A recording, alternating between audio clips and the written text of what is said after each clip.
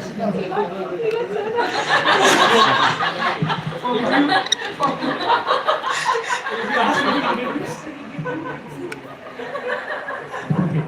I'll still read for you. Best of my ability. So, Gaurang Desai has authored more than 35 books. Some of the famous books include the Subodhini series on Bhagavad Gita, Bhagavatam, and so many famous books like Bhagavad Tales.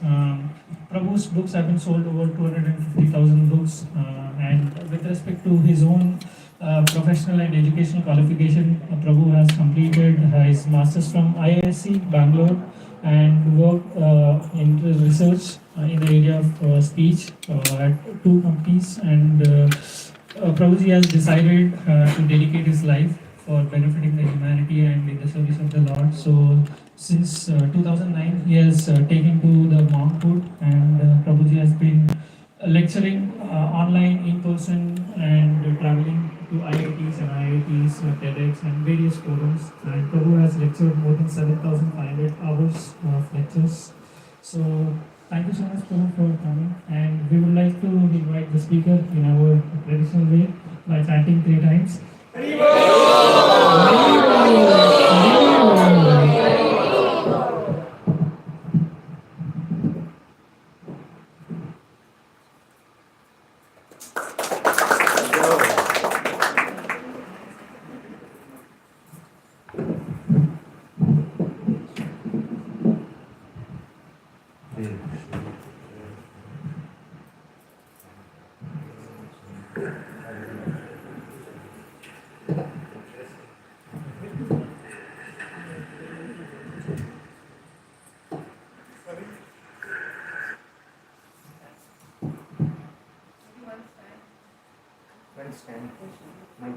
Oh, mic stand. You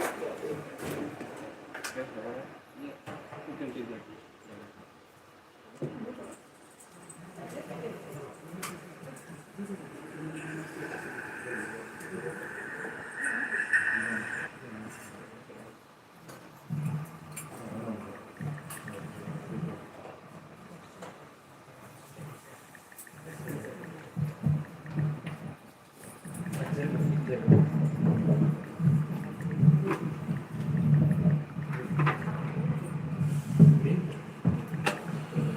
Let's keep on the ground for now. Yes.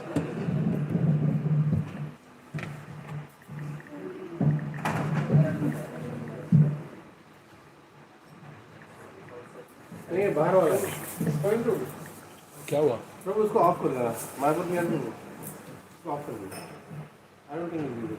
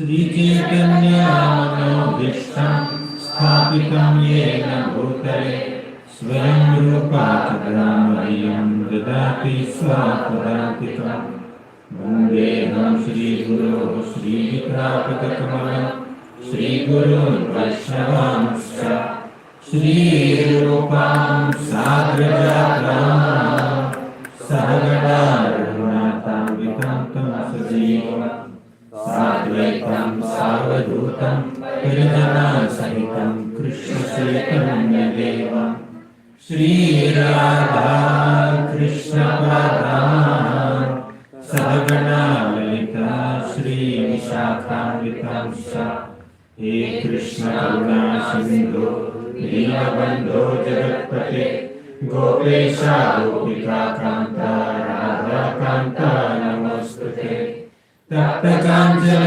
गौराङ्गी Radhe Vrindavaneshwari वृषभानुसुते देवी प्रणमामि हरिप्रिये वाञ्छाकल्पतरुभ्यश्च कृपासिन्धुभ्य एव च पतितानां पावनेभ्यो वैष्णवेभ्यो नमो नमः।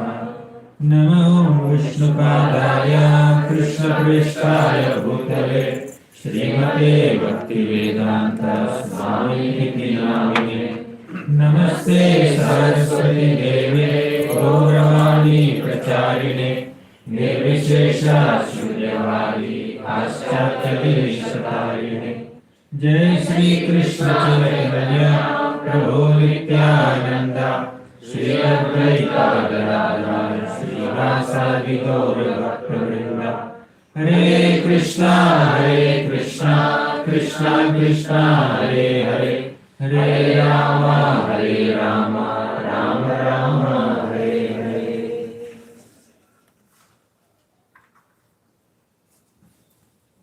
Hare Krishna. I offer my humble obeisances to all the devotees at Silicon Valley. Happy to meet all of you after almost a year.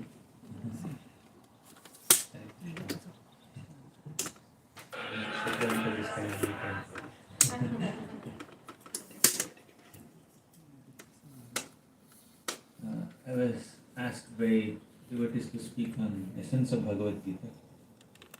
Bhagavad Gita itself is the essence of all the Vedic scriptures. Sarvopanishado gavo dogdha gopalanandanaha partho vatsaha sudhir bhokta dugdham Gitamritam mahat. While all the Upanishads are compared with a cow, Bhagavad Gita is compared with the milk of a cow, and Krishna is the milkman, cowherd boy. He is a cowherd boy, anyways. And that Vatsa, calf, is Arjuna. So Bhagavad Gita is definitely the essence of all the Upanishads. Sometimes Gita is also called Gita Upanishad. The Gita Mahatmya says, एकम शास्त्रम देवकी पुत्र गीतम एको पुत्रो देवकी पुत्र स एव कर्मापि एकम तस्य देवस्य सेवा. One shastra is sufficient. That is Bhagavad Gita. Of course, we need Bhagavatam also. As far as foundational understanding of our Vaishnava philosophy is concerned, we need Bhagavad Gita. But we also need the descriptions of devotees who have demonstrated those philosophical principles taught by Bhagavad Gita. And Bhagavatam presents the descriptions of all those beautiful, pure devotees who put Gita principles into action. Bhagavad Gita gives some foundational basic philosophy. There are no stories. Gita is not a storybook, no pastimes. But Bhagavatam elaborates the philosophy by presenting anecdotes, historical narrations.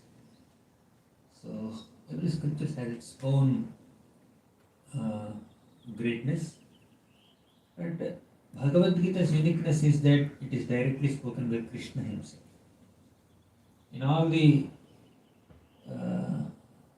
scriptures in the Vedic library, Gita's unique position is that Krishna personally spoke Bhagavad Gita, while many other scriptures are written by great sages like Vyasadeva and others.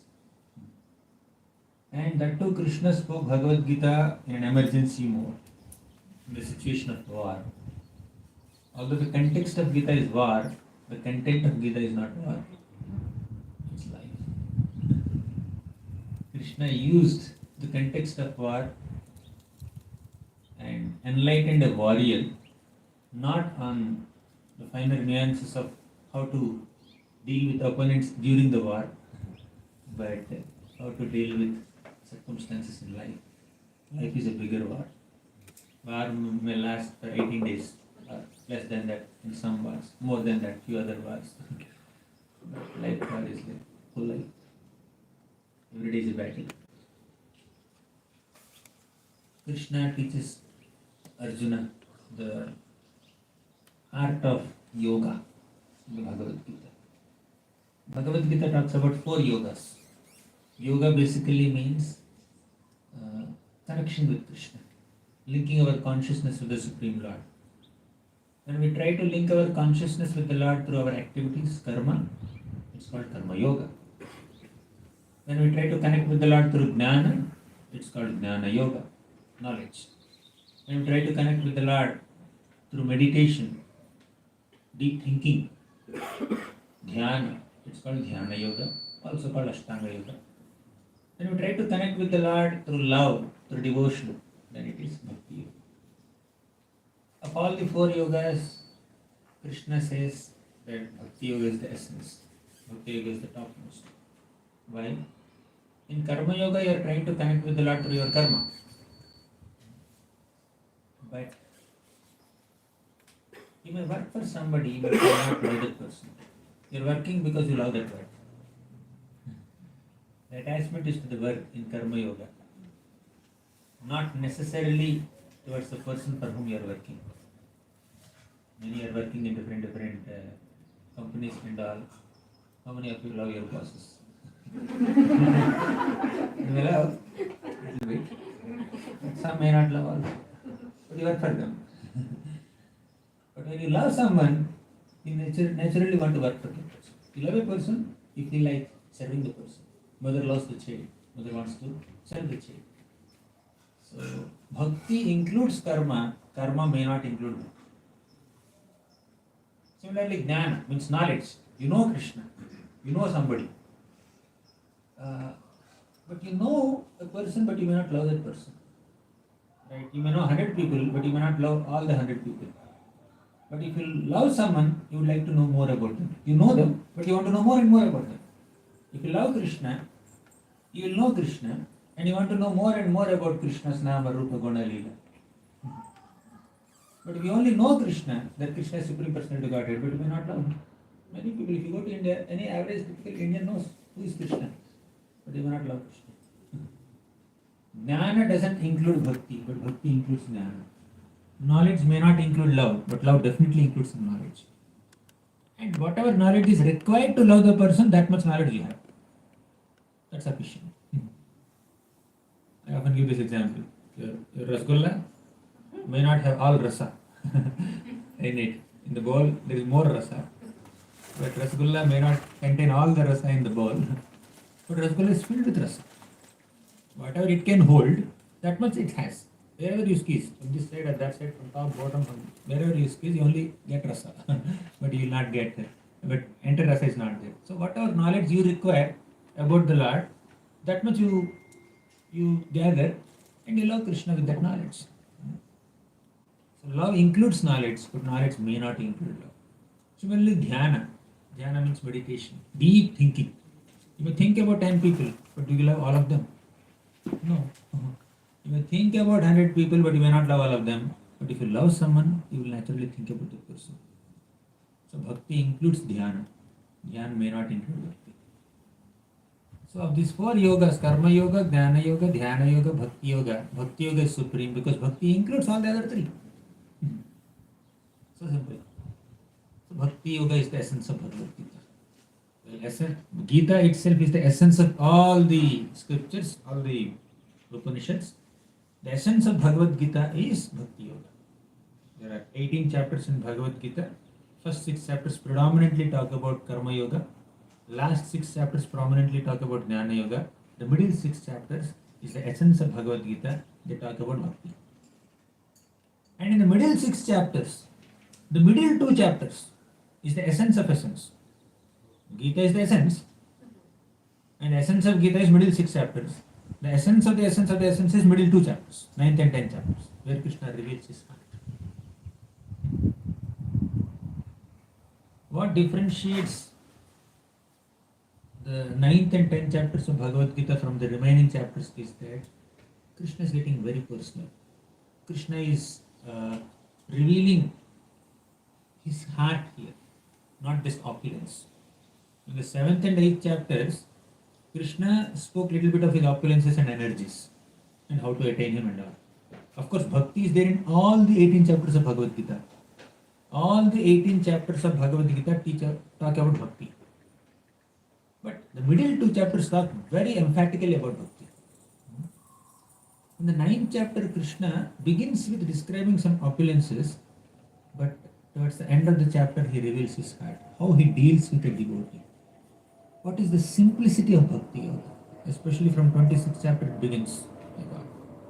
How simple bhakti yoga is. Patram pushpam phalam toyam yome bhaktya prayachyati. This bhakti is sufficient. If you offer patram, a leaf, pushpam, a flower, phalam, a fruit, toyam, little water. If it is offered with devotion, Krishna will accept it and touch it to his head and then accepts it. Means he values it. When you are touching something to your head, you are valuing it so much. So Krishna becomes so overwhelmed by even the little water or flower or fruit that we give with sincere devotion, and he values it so much. Advaitacharya offered to Shaligram Sila little Ganga water and few tulsi leaves and prayed, "Oh Lord, please come, descend on this planet and please deliver all the people of Kali Yuga by spreading the holy names of Krishna, by establishing Yuga Dharma." Then Krishna appeared as Lord Chaitanya Mahaprabhu. Tulasi dala matrena jalasya chulukiyanava. So when you offer this little tulsi dal and little Ganga jal, Krishna feels that this devotee has purchased me with the payment of tulsi dal and Ganga jal. He has purchased me. I am sold out to this person. That's how Krishna feels so grateful and obliged. Krishna is Kritagna. He is very grateful. For what? For water. Where do you get water? Krishna only gave water.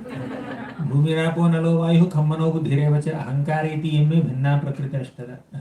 In the 7th chapter, Krishna said, earth, water, fire, air, ether, they are my separated energies. I only gave this to people in this world. And you take that little water, toyam, and offer it to Krishna. Krishna feels so obliged. No, you offer me water, I'll offer myself to you. See, payment is very less.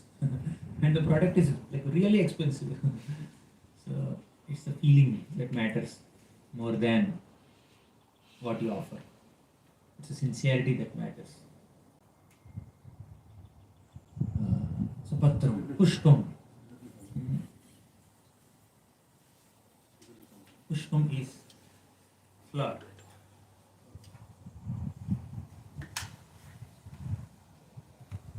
We have this florist Sudama in the 10th canto of Bhagavad. You know, when Krishna is touring Mathura city, there's a florist named Sudama. He was making garlands. And because Krishna came to Mathura city for the first time, all the Mathuravasis came out of their homes. They stopped their activities in the middle. They came out of their homes and they were seeing Krishna, taking Krishna's darshan. But this florist did not come out. Well, all the Mathuravasis stopped all their activities right in the middle and they rushed out to see Krishna, take Krishna's darshan. This florist is so busy, engrossed in making a garland, crafting a garland for Krishna. That is for Krishna. So Krishna asked the address, where is Sudama florist? Where is Sudama florist?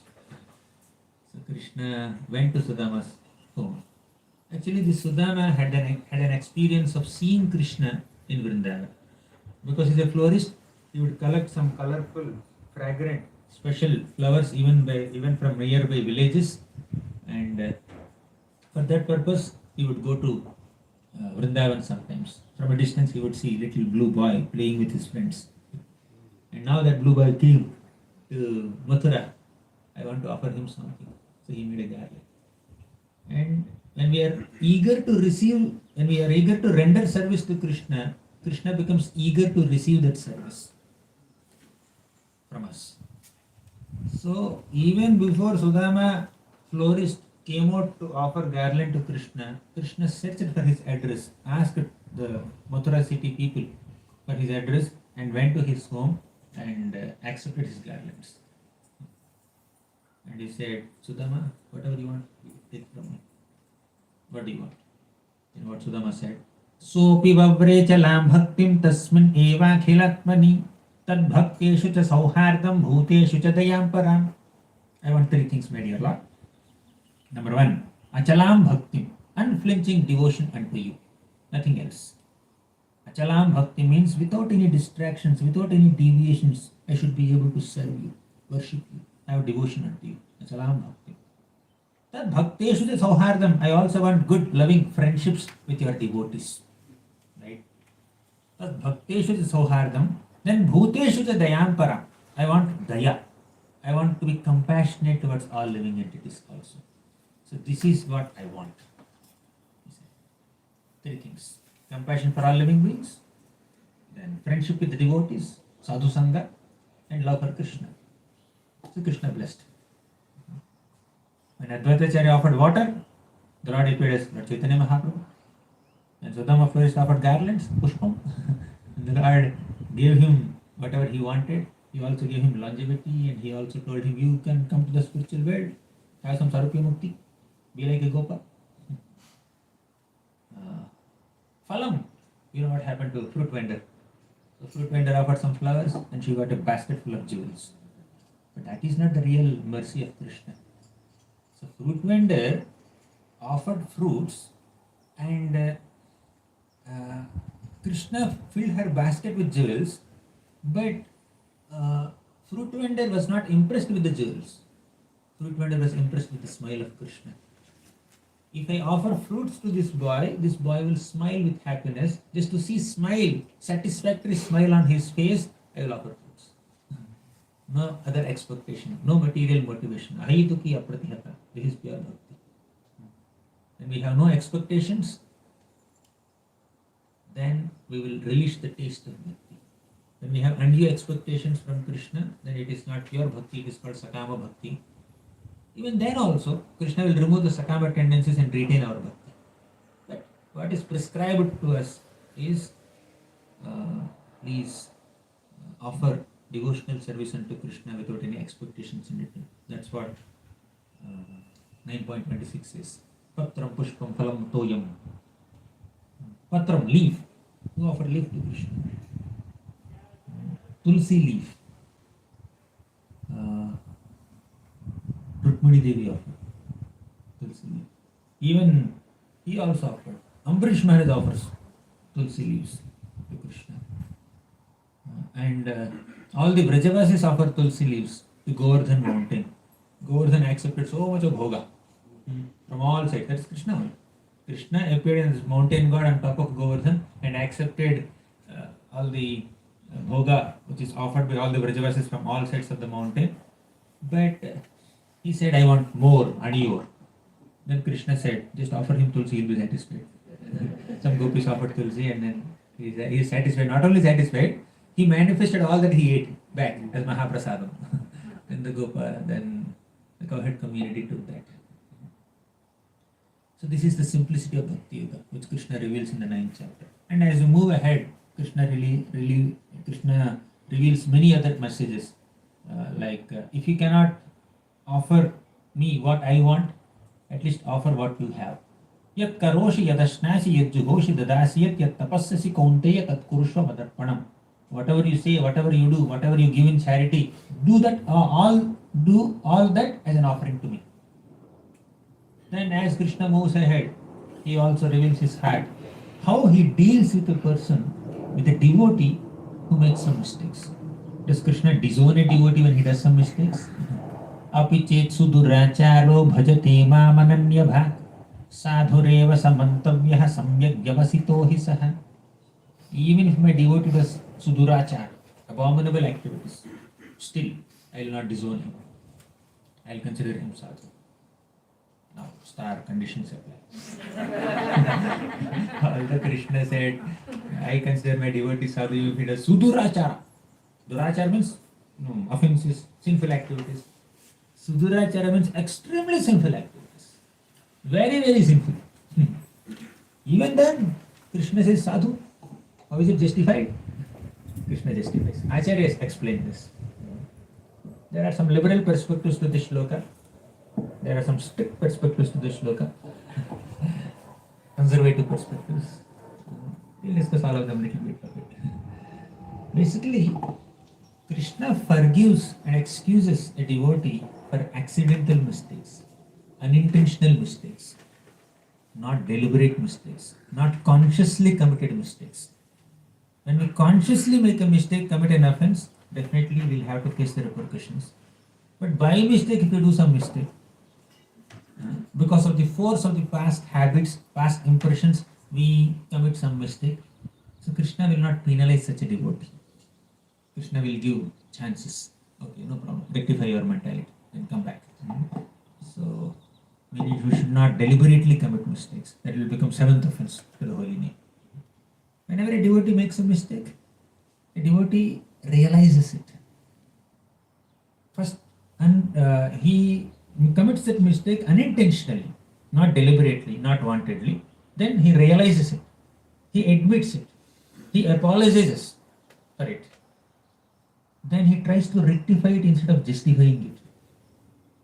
And he also tries not to repeat it sincerely. And he genuinely repents for that mistake. Prabhupada writes in one purport, all reactions to one's sinful activities are burned in the fire of honest repentance, honest paschatap. Then a devotee also remembers that mistake to remain humble. Because we may do some mistakes. Over a period of time, we rectify them and we overcome them, we start doing things properly. No more sinful activities, no more offenses. At that time, somebody may praise us. Then our ego is boosted. We'll become proud.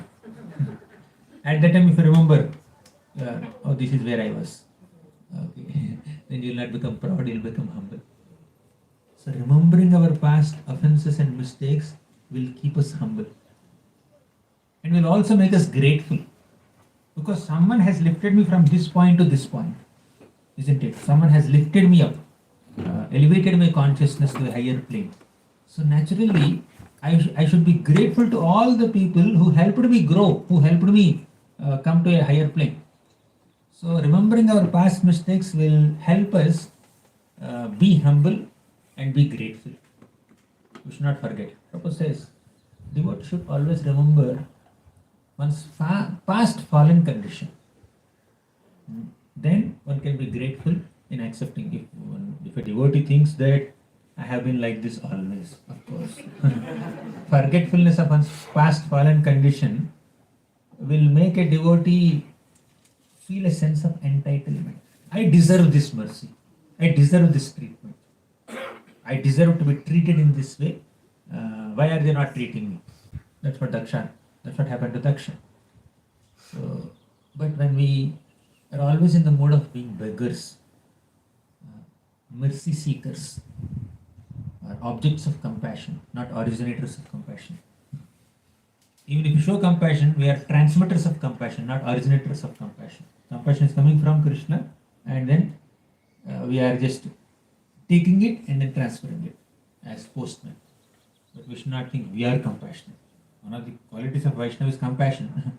But still, devotee doesn't think that this compassion is being shown by me. Acharyas are showing compassion, Krishna is showing compassion. I'm just transmitting it, transparently transmitting that compassion.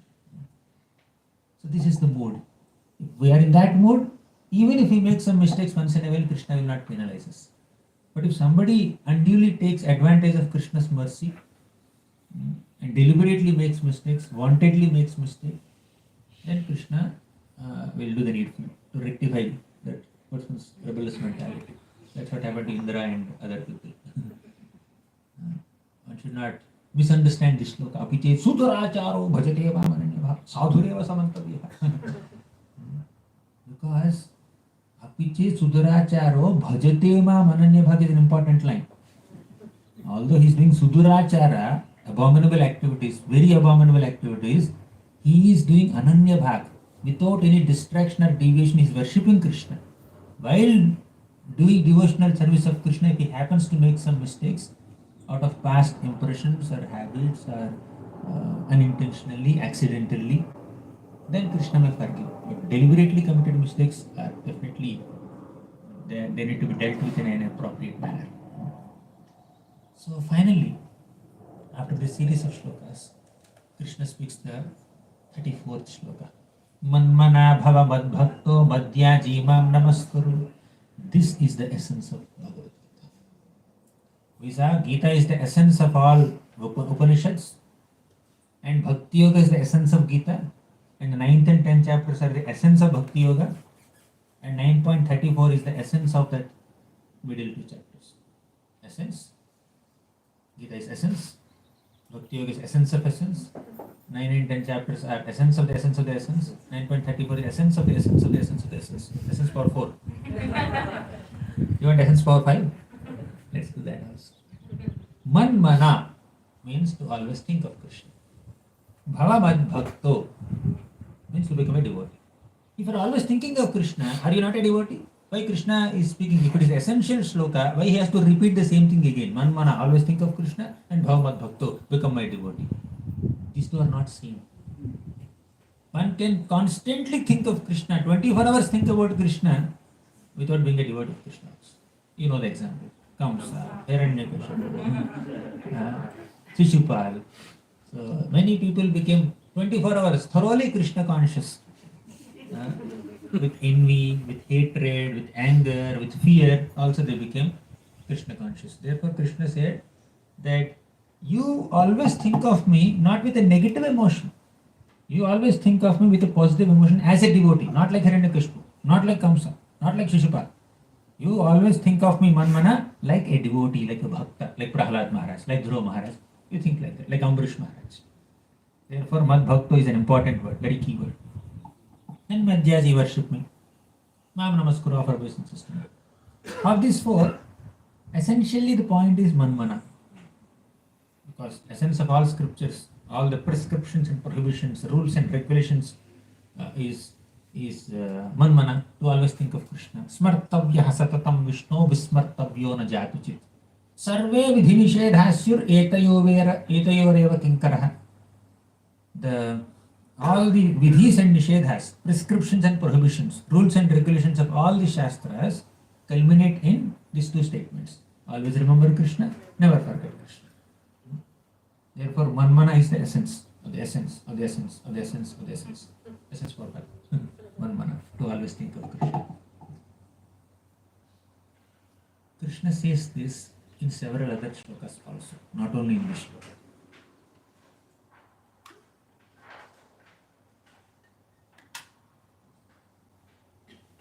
Krishna says, Maya Veshya Mano Yema Nitya Yukta Upasate. Mai Aveshya Mano Ema. Engage your mind in me. Maya Aveshya Mano Ema. Manmana is think of me. Mayeva Mana Adhatsva Vai Buddhim Niveshaya. Mayeva Mana Adhatsva means engage your mind in me. In always thinking of me. Then Ananyas Chintayanto Mam Yejana Paryupasate. Tesham Nityabhiyuktanam Yogakshemam Vahamyaham. Ananyas Chintayanto Mam. Without any distractions in the mind. Ananya. Anya means something else. Ananya means anything else. Ananyas Chintayanto Mam. Without keeping any other thought in the mind, Chintayanto Mam, always remember me. Be conscious of me. How many times Krishna is using the word mind? Oftentimes we get this doubt. Why mind? Why mind? You should have intelligence. In the 3rd chapter of Bhagavad Gita, Krishna gave the hierarchy of our bodily elements. Senses are inferior to mind. Mind is inferior to intelligence. Intelligence is inferior to the soul. Soul is superior to intelligence. Intelligence is superior to mind. Mind is superior to senses. Senses are superior to dull matter. So Krishna said in the 3rd chapter of Bhagavad Gita, if mind is inferior to intelligence, if intelligence is superior to mind, why engaging mind is given more prominence than engaging intelligence? Krishna should say not Manmana, Mayi Buddhi. He already said in the previous chapter also, 10.8, Krishna said in the next chapter, Aham sarvasya prabhavo mattaha sarvam pravartate iti matva bhajante mam buddha bhava samanvitaha. Buddha means using intelligence. Bhava, means emotions, mind. Don't just intellectually understand Krishna's greatness, emotionally taste Krishna's sweetness.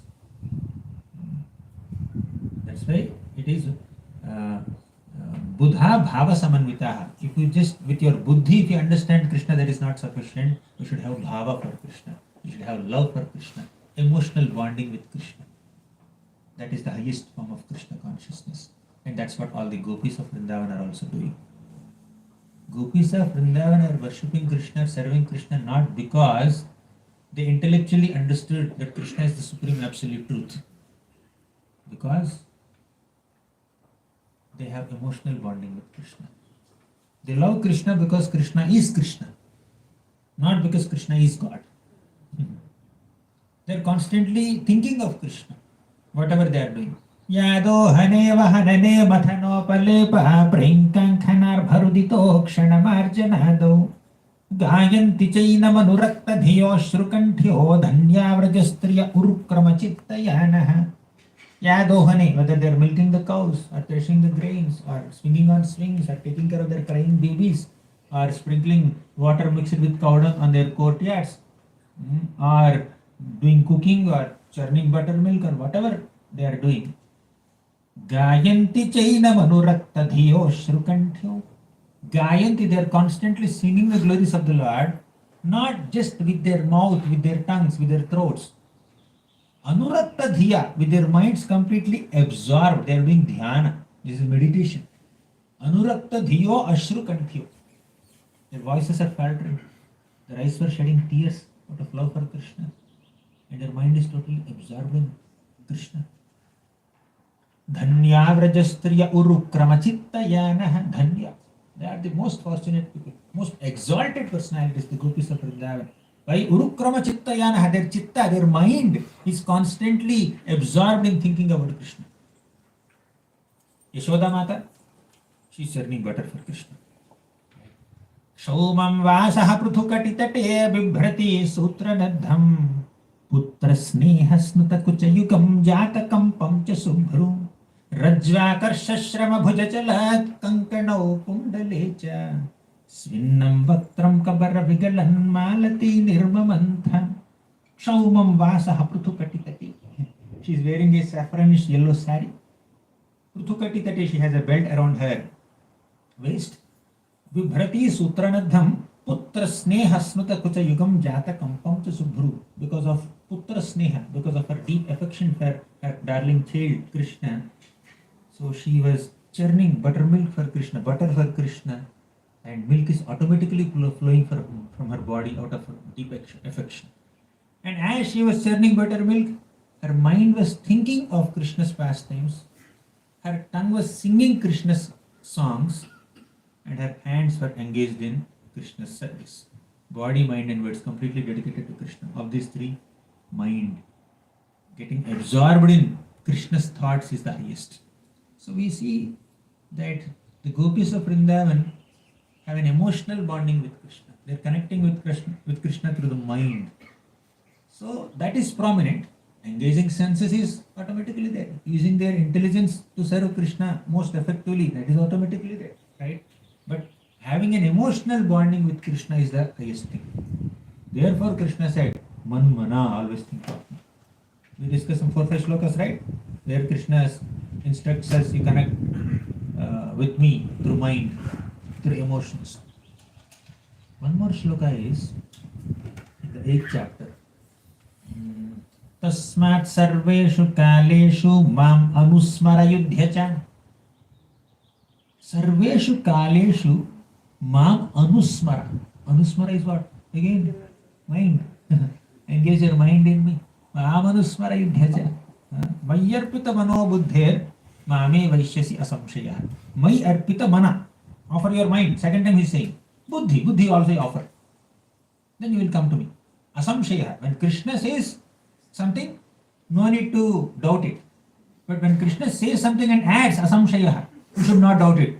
You should not doubt it at all. Right?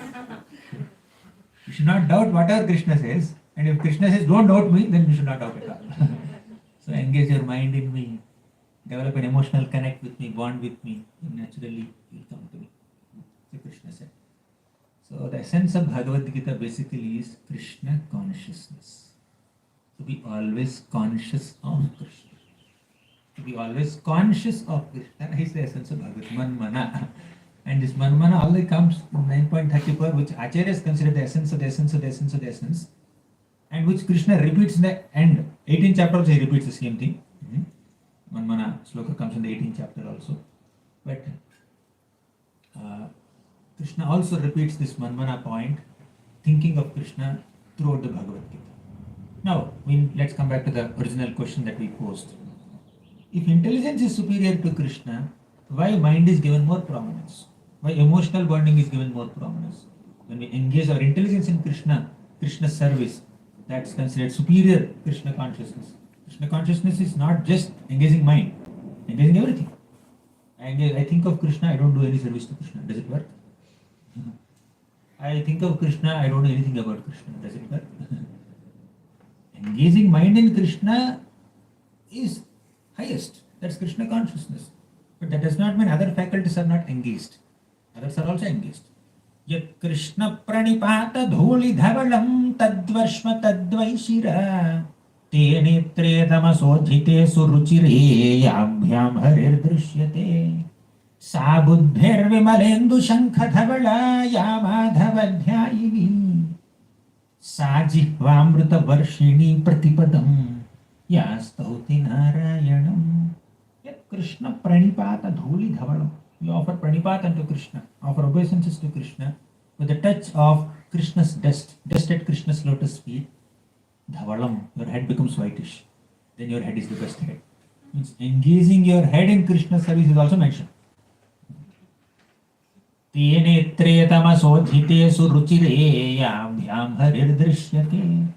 Engaging your eyes in seeing the beautiful deity form of Krishna is also Krishna consciousness. Okay. Engaging your head in bowing down in front of Krishna is Krishna consciousness. Engaging your eyes in seeing Krishna is Krishna consciousness. Sa buddhir vimalendu shankha dhavala ya madhavadhyayini. Sa buddhir. Buddhi means intelligence. In this material world, usually intelligence is contaminated with analysis and plan making for sense gratification. That is called contaminated intelligence, polluted intelligence. But this shloka says, Sa buddhir vimalendu shankha dhavala. Vimala, mala is contamination or spots. Vimala means spotless. Indu means moon. Moon has so many spots, right? Even if you compare somebody's great intelligence with moon, there are spots there. That's why it said, Vimalendu. Imagine a moon that has no spots. Another comparison, Shankha. Shankha is conch shell, that is pure white, pristine white. Sa buddhir vimalendu shankha dhavala. So the conch shell is pure white, spotless moon is pure white, and that intelligence which constantly meditates about Krishna, and that intelligence which is constantly engaged in understanding Krishna's nama, rupa, guna, lila is spotless intelligence. Sa buddhir vimalendu shankha dhavala ya madhavadhyayini sa jihvamruta varshini pratipadam ya stauti narayanam. Jihva amruta varshini. That jihva, that tongue which is constantly showering amrit, nectar. What is amrit? That is glorification of Krishna. Kirtan. Kirtan. Kirtan is two types, singing and glorifying. Kirti means glory of Krishna, glories. Kirtan means to glorify Krishna. That glorification of Krishna can be done either through singing or through speaking or through actions also. Body, mind and words all can glorify Krishna. When you are doing jhadu puja, when you are grooming and mopping Krishna's temple, that is Kirtan of Krishna. You are glorifying Krishna. He is great. I am blessed. That's like spreading Krishna's glories. Acknowledging Krishna's glories. That is also Kirtan. So Kirtan is done in all ways. But generally, Kirtan is done with tongue.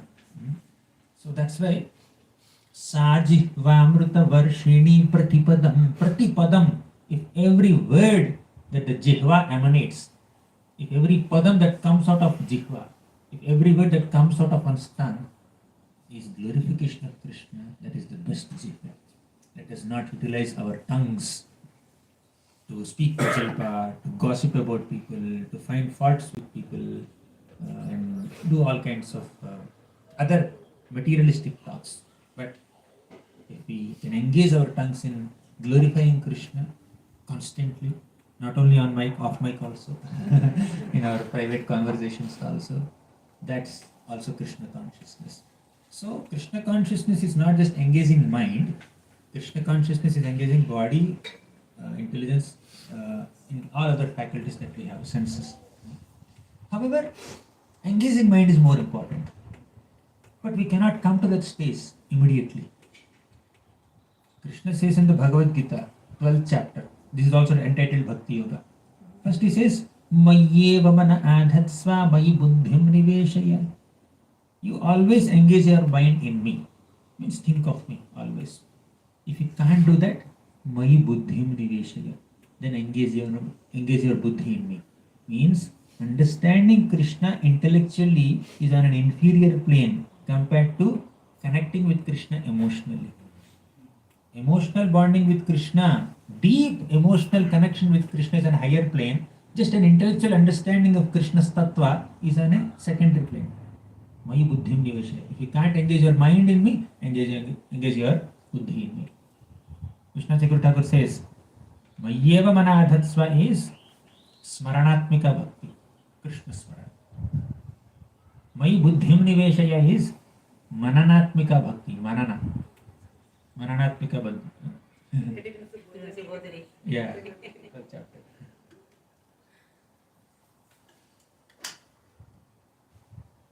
And so doing manan of all Krishna's tattva and all. If you can't even do that, if you can't even engage your intelligence in Krishna's service, engage in Krishna's service.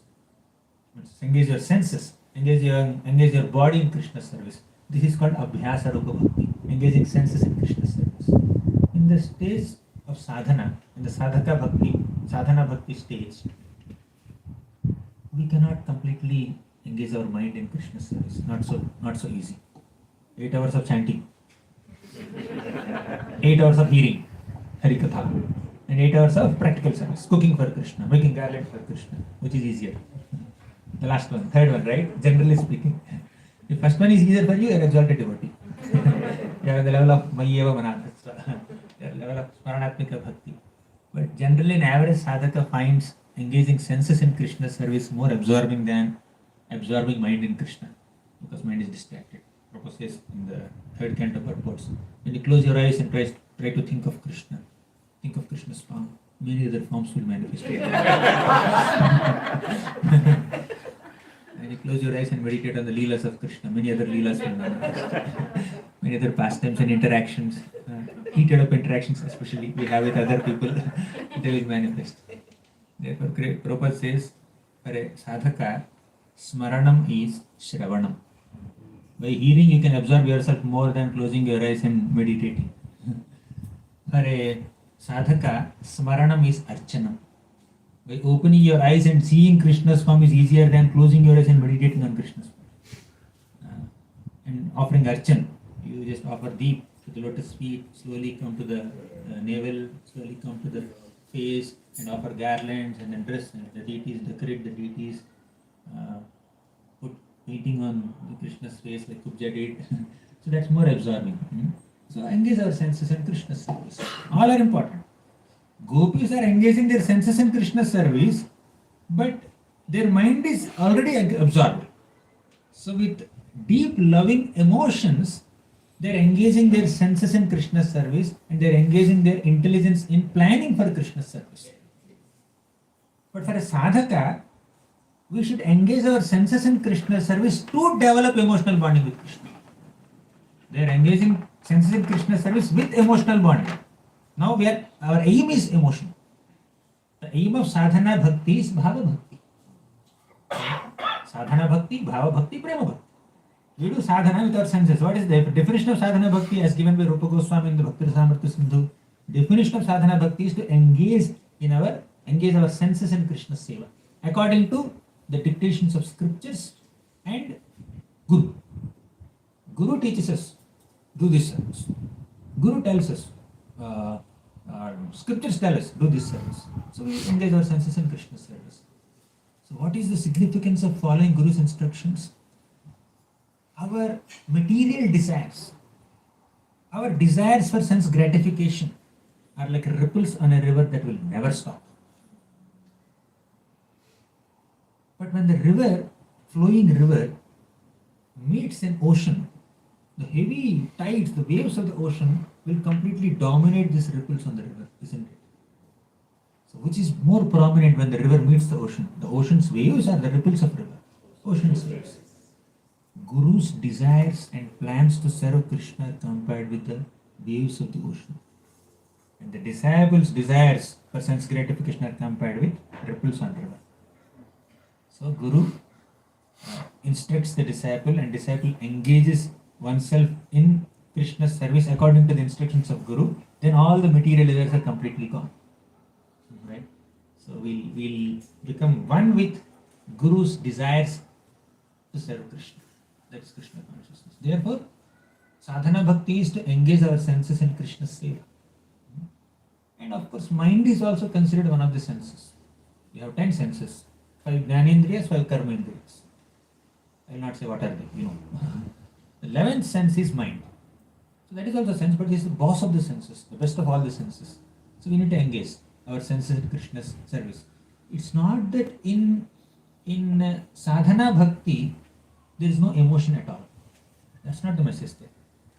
There is some little emotion, but it's not so consistent emotion. When you go in front of the deities on a festival day, the darshan is so beautiful. You go to Radha Madhav in Mayapur or Radha Shyam Sundar in Vrindavan. For a few moments, you are so absorbed in the beautiful form of the Lord. You experience an emotional connect with Krishna on a festival day or on a daily basis also when you are offering prayers. For a few moments, you have that intense emotions for Krishna. But after a minute or few minutes, you are back to normal. As if we came out of trance. Right? All that prayerful attitude, all the intense emotions and humility that manifests in that intense emotions. So that evaporates. I don't know how. Right?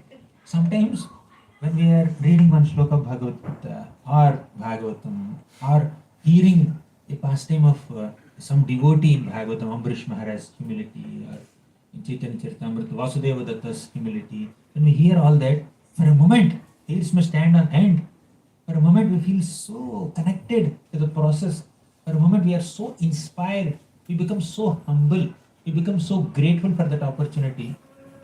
But after a few moments, we are back to normal. Same old struggling sadhaka, dozing off in japa. But in sadhana bhakti also Krishna gives us some glimpses of what bhava bhakti would be. How sweet bhava bhakti could be. If only we can consistently experience those emotions, we are bhava bhaktas. Vudha bhava samanvita. But at sadhana stage, so oftentimes the sadhaka is distracted by so many things, tempted, allured by distractions presented by Maya. Sometimes there are few rare precious moments where you feel little more prayerful, more emotional. Means having emotions for Krishna is great. And that experience is given to a devotee little bit, to some degree, in sadhana bhakti. And the more our sadhana increases, the more we get absorbed in sadhana, the more we can maintain the emotions more consistently. For that we need like-minded association. So, essence of Bhagavad Gita is to be Krishna conscious. Mayyeva manadhatsva. Then ananyas chintayanto mam. Mam anusmara. But yuddha should also continue. So we need to do our duties. But mam anusmara also should continue. Now let's moving little more deeper into this point of being Krishna conscious as the essence of Bhagavad Gita. There are some basic things that we need to take care of to come to this stage of constantly being Krishna conscious. They are avoiding sensual distractions, as Krishna speaks in the second chapter of Bhagavad Gita. Conquering lust, as Krishna speaks in the third chapter of Bhagavad Gita. Because lust is the all-devouring enemy that completely distracts us from what we are supposed to be. Greed. Then in the fourth chapter of Bhagavad Gita, Krishna gives knowledge. Knowledge about his own self. Paritranaya sadhunam vinashaya cha dushkritam dharma samsthapanarthaya sambhavami yuge yuge. And he also says, Yada yada hi dharmasya glanir bhavati bharata abhyuthanam adharmasya tadatmanam shrujamyaham. In this way, Krishna speaks so much about his own self, not to boast about himself, but to boost our faith in him. So Krishna expects us to know him properly. Know me thoroughly. This is jnana. Jnana is not some speculative knowledge by analyzing material elements. The real jnana is to understand Krishna's nama, rupa, guna, lila. The real knowledge is to have a complete or perfect understanding of Krishna's intentions and Krishna's integrity. Krishna's intentions are so pure. Even if the Lord creates some reversals in a devotee's life, his intention is only to connect that devotee to himself even more. Oh, you are forgetting me when you have material prosperity. In materially comfortable situations, you are not being Krishna conscious. So I will make you Krishna conscious by giving you some difficulties. Krishna is our well-wisher. That Krishna reveals in the 5th chapter of Bhagavad Gita. Bhoktaram yajna tapasam sarva lokamaheshwaram suhurdam sarva bhutanam gnatva mam shanti vricchati. Understand that I am the enjoyer. Bhokta. I am the bhokta. You are not the bhokta. I am the bhokta. Bhoktaram yajna tapasam. Whatever endeavors you take up, the enjoyer of all the endeavors is me, not you. Bhoktaram yajna tapasam sarva lokamaheshwaram. You may think you have so much property. You are a multi-millionaire. You have so many acres of land in multiple spots on the planet. You have so many buildings, so many holiday spots. Do you have so many branches of your company? You are CEO. You are this. You are that. I am the Bhokta. I am the Sarvaloka Maheshwaram. I have 14 planetary systems. I have 14 floor building, but I have 14 planetary systems with me. And by the way, these 14 planetary systems are within one universe. And I have millions and trillions of universes. How many? He will give a goni, okay, with mustard seeds, and he will throw it in front of you. Count them. Those many are there. More than that. These many universes are there. And each universe has its own planetary systems and jivas, and Krishna is the proprietor of all of them. Sarva Loka Maheshwara. If you are proud of our property, just think slightly about how much property Krishna has. He is the husband of the goddess of fortune. And that Krishna, on behalf of his dear devotees Pandavas, goes to Duryodhana and says, Duryodhana, can you please give 5 villages to Pandavas? And Duryodhana, out of his arrogance, he says, forget 5 villages. I cannot give even that much land that is accommodated under the tip of a needle. He is speaking to Sarvaloka Maheshwara. Duryodhana is so proud of this little Hastinapur kingdom, and he doesn't know that Krishna is Akhilanda Koti Brahmanda Nayaka. In South India, the Lord is glorified oftentimes with this phrase, Akhilanda Koti Brahmanda Nayaka. So Akhilanda Koti means unlimited universes, Brahmandas. Akhila, Anda Koti. Universes are compared to Andas, eggs. Koti means 1 crore. Ananta Koti, not just 1 crore, multiple crores. Nayaka, he is the master, he is the proprietor. So although he is the proprietor of the entire cosmos, which is just 1/4 of the entire existence. 3/4 is spiritual world. In that there are unlimited Vaikuntha planets, where people are serving Krishna with so much of love and affection. Although he is the master of the entire existence, although he is the enjoyer of all our activities, he says, I am your well-wisher. Suhurdam sarva bhutana. even if you commit such sinful, abominable activities, even if you are a Sudurachari, even if you take birth as an ant or an insect or a pig or a dog or a worm in stool also, I will not leave you. I will stay right within your heart as super soul, as Paramatma. Ishvara sarva bhutanam hridesharjuna tishtati. Sarvasya chaham hridhanivishto mattaha smritirjnanam apohanam cha. He stays right within our hearts. Who can be closer to us than the person who sits always in our hearts only? Who can be closer to us than the person who always keeps track of our activities more than we do? There may be CC cameras that may fail sometimes. But the CC camera inside is eternally charged to capture every audio, every video, every word, how much data, how much capacity he has, how many GBs of memory he has. He doesn't forget. Every single thought that crossed in our minds in innumerable lifetimes, Krishna remembers.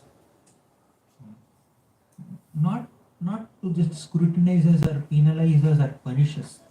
He's not taking pleasure in punishing anybody, just to benefit us.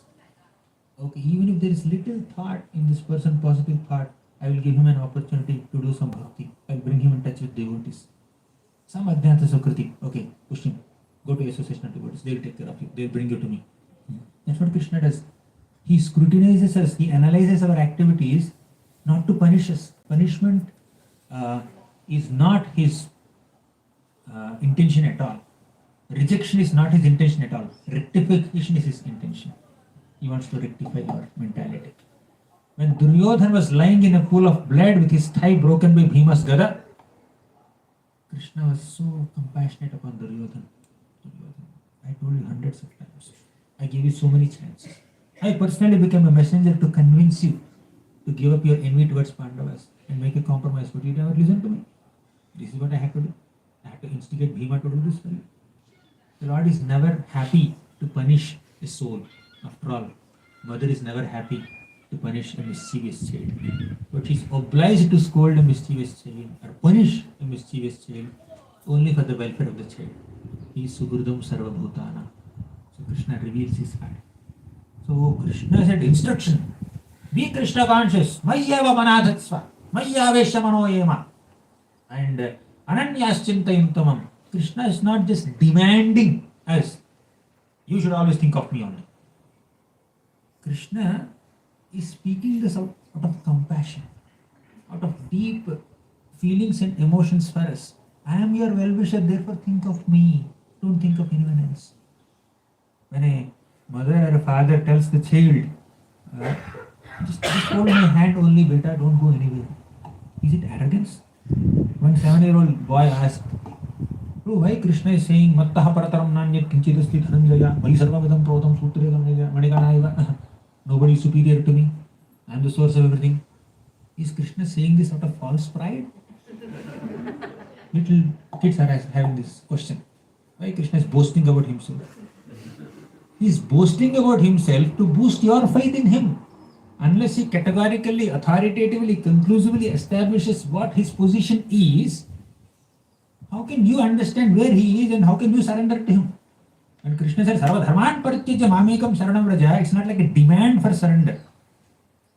It's a humble expression of his own well-wishing nature. Yes, you surrender to me, I will take care of you. Aham tvam sarva papebhyo mokshayishyami. Ma shuchaha, don't worry. I will relieve you from all sinful reactions. I will take care of you. I will protect you.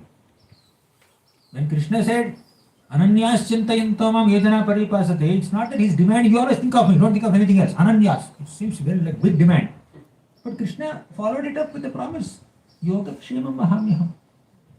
In Sarvadharman Parityajya, he's saying, it seems like he's demanding surrender, but at the end of the shloka he says, Mashuchaha, aham tam sarvapabhyo mokshayishyami. I will relieve you from all sinful reactions.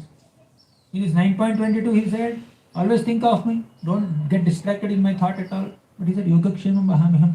I will protect you. I will supply you whatever you don't have. I will preserve whatever you have. Means, I don't have car, will Krishna give me car? I don't have a diamond necklace, will Krishna give me diamond necklace? No. whatever is required for your spiritual advancement, whatever you need to attain Krishna Prema, Krishna will supply that. And whatever you have that is facilitating your attainment of Krishna Prema, Krishna will preserve that. If something that you have is not conducive for your spiritual advancement, Krishna will take it away. Then also he is Yogakshema Mahamiham. He is Yogakshema Mahamiham. He doesn't compromise on his definitions. When the Vedas or the scriptures have described him in a certain way, Krishna perfectly aligns with that description. That is his nature. Basically, Vedas are describing his nature only. Apparently, Krishna may seemingly contradict his own tattva. In Damodar Leela, my God, how many features of Krishna did Krishna himself compromise? He is Atmaram, self-satisfied. He became Stanyakam. He became desirous of Mother Yashoda's milk. Atmaram became Stanyakam. He is Aptakam. All his desires are completely fulfilled. But he is dependent on Mother Yashoda with his desire for little milk. He cannot fulfill that desire. Milk is there. He is living in the ocean of milk. But Yashoda Mata doesn't give milk. And he becomes disappointed. He cries. He is Sachidananda Vigraha. But he is crying. Rudantam muhurnetra yabam rujantam. He is rubbing his eyes. Ocean of tears are coming. He is fastest. But he gets caught so fast. Yashoda Mata is caught him. Even yogis cannot capture him. Dhyanavastita tadgatena manasa pashyanti yam yogino. Great yogis cannot capture Krishna's, even lotus feet, glimpse of Krishna's lotus feet within their hearts, even after thousands of years of meditation. And Yashoda just caught him, caught his right hand, and arrested him. I'll bind you up. And Krishna is bending his head. I'm a criminal, and she's the judge. Vrindavan is our court. Gopya dade tvai krita gasidamatavadyate dashashrukalila sambharamaksham vaktram niniya bhaya bhavanaya sthitasya samam vimohayati bhirapi yadbibheti. Even fear personified is fearful of Krishna, and Krishna becomes fearful of a little stick in Yashoda Mata's hand. And Krishna keeps track of the offenses of all the people and sends an SMS to Yamaraj, vanish this fellow in this way. Put him in Kumbhivaka for the next 10,000 years. And Yamaraj will execute. Yes, sir. Yes, sir. But he becomes fearful. Tvai kritagasi. Agasi means offense. How many offenses did Krishna commit? And someone has to judge and evaluate and then decide what kind of punishment suits this boy. He has done these offenses. He broke butter pot. He stole butter. He distributed butter to the monkeys. He ran away from mother. And he made the mother run away, run behind him in all the streets of Vrindavan. And finally he is caught and he is speaking lies. He is blaming her. So many offenses Krishna has done. So the appropriate punishment is arrest. Arrest with what? With what? A soft household silken robe. And tie him to a small wooden grinding mortar. That is Mother Yashoda's judgment. Plus, no milk products for you, no toys for you, no playmates for you, no movement for you. But how long? As long as her anger exists. And Krishna surrenders. This is Krishna. If you do ananyas chintayanto mam, if you do manmana bhav madbhakto, if you follow mayyaveshya manoyemam nitya yukta upasati, and if you follow mayyeva manadhatsva mayi buddhim niveshaya, this is what you can do to me. I will be captivated by your love. I will be controlled by your love. I will be arrested by your love. Sadhyo hriti avarudhyate atra kritabhi susrushi vistakshanat. You relish Krishna's pastimes, follow the prescribed sadhana that Krishna gives in Gita and Bhagavatam gives, then Krishna likes to be arrested in your heart for eternity. That does not mean someone else cannot arrest him. Krishna will be arrested in their hearts also. One person can be simultaneously arrested by so many people in so many prisons. Right? That's only Krishna. So all the 16,108 queens of Krishna can arrest Krishna within their palaces.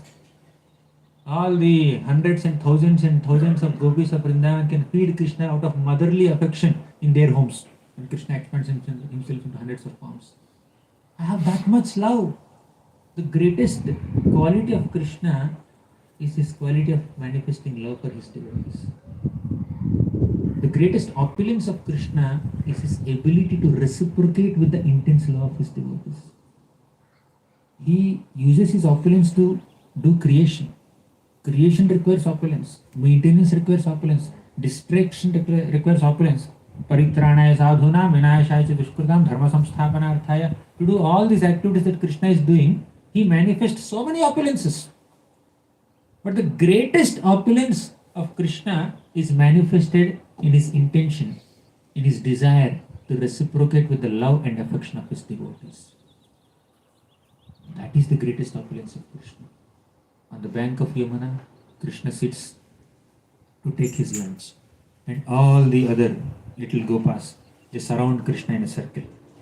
And more gopas are there, they form a second circle, then third circle, fourth circle. Hundreds of concentric circles of gopas are there, and Krishna is sitting right in the middle. Every single gopa gets this feeling that Krishna is looking at me only, and I am seeing Krishna only. And Krishna is feeding me, putting food into my mouth, and I am feeding Krishna, putting food into his mouth. So, although the gopa is 10 circles away from Krishna, 20 meters away from Krishna, or on the left side of Krishna, right side of Krishna, behind Krishna, in front of Krishna, southwest side of Krishna, or northwest side of Krishna, every gopa gets the same feeling. Krishna is with me, he's in front of me, he's seeing me, he's smiling at me, he's playing with me, he's feeding me, he's being fed by me. Same thing happened in Govardhan Leela also. Krishna lifted Govardhan mountain. All the Vrajavasis, in all directions under Govardhan. In fact, Govardhan is a very big mountain. On top of it, by Krishna's touch, to accommodate all the Vrajavasis and Varsanavasis, Govardhan mountain expanded also. Then hundreds and thousands of Vrajavasis were there, of all different rasas. Some Dasya Bhakta, some Sakya Bhakta, some Vatsalya Bhakta, some Madhurya Bhaktas, cows, calves, monkeys, peacocks, gopas, gopis, mothers, fathers. Every single devotee is getting that experience of seeing Krishna face to face, and being seen by Krishna and being smiled at by Krishna. Krishna's smile and glance upon his friends is very playful. Krishna smiles on Radharan and some gopis is a little romantic. And Krishna smiles on his elders, respectable elders, is filled with reverence. Nanda Maharaj, Yashoda Mata, and other elderly gopas. This is how Krishna can reciprocate simultaneously with different devotees in different moods. To that degree, Krishna has appetite to serve us. Ye yathamam prapadyanti tamstathaiva bhajamyaham. Krishna is saying bhajami aham. The way you approach me, I will reciprocate with you. Bhajami aham. But we are not saying Govinda Madhapurusham tam aham bhajami. When we say aham bhajami, Krishna will say bhajami aham. Same words. You do bhajami, he will also do bhajami. Govinda Madhapurusham tam aham bhajami. Yathamam prapadyante tam staryava bhajami aham. Same words. We should say. But we have aham. Therefore we don't do bhajami. But if we can do aham bhajami, then Krishna will say bhajamyaham. That is Krishna. So Krishna reveals his heart throughout Bhagavad Gita, and specifically in the 9th chapter of Bhagavad Gita. Now in the 6th chapter of Bhagavad Gita, Krishna says, who is a VIP for him? Of all the living entities on this planet, few are human souls. Of all the hundreds and millions of living entities, yogis, those who are doing some kind of yoga, trying to connect with Krishna, they are better, they are the best. Of all such yogis, one who connects with me with a devotion is the best. Yogi namapi sarvesha madgaten antaratmana shraddhavan bhajate yomam sami yuktatamo matah. Of all the yogis, best yogi is one who connects with Krishna through devotional service. So to connect with Krishna through bhakti, through love, through affection, we need to do these basic things as described in the last 6 chapters and the first 6 chapters: sense control, mind control, controlling one's material desires, and understanding how Maya is powerful. The 3 gates to hell.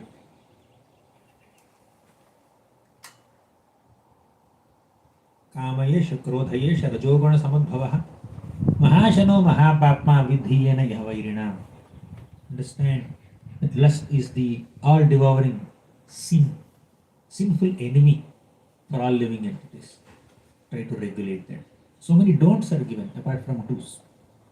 And do's are given, instructions are given with sufficient logic and emotion. If you logically explain something to other people, it may appeal to their intelligence. But if you also speak that as a well-wisher with proper, appropriate emotion, that will appeal to their heart, then they will stick to the process. So Krishna in Bhagavad Gita, he tries to convince us both logically and emotionally. I love you so much, please understand. Yethamam prapadyanti tamstaya bhajamyaham. Ma shuchaha. Yogakshemam vahamyaham. He's expressing all his emotions. Apike suduracharo bhajate mamaninna sadhureva samantave. Even if you make some mistakes, I will forgive you. Don't worry. I am accommodative God. I am not just a legislative God. I am a very accommodative God. Please understand my emotions. So Krishna is not only giving some logical expressions. There are so many emotional expressions also in Bhagavad Gita. And he's also saying, don't just logically understand me. Have an emotional bonding with me. Buddha bhava samanvita. And Krishna says also, don'ts.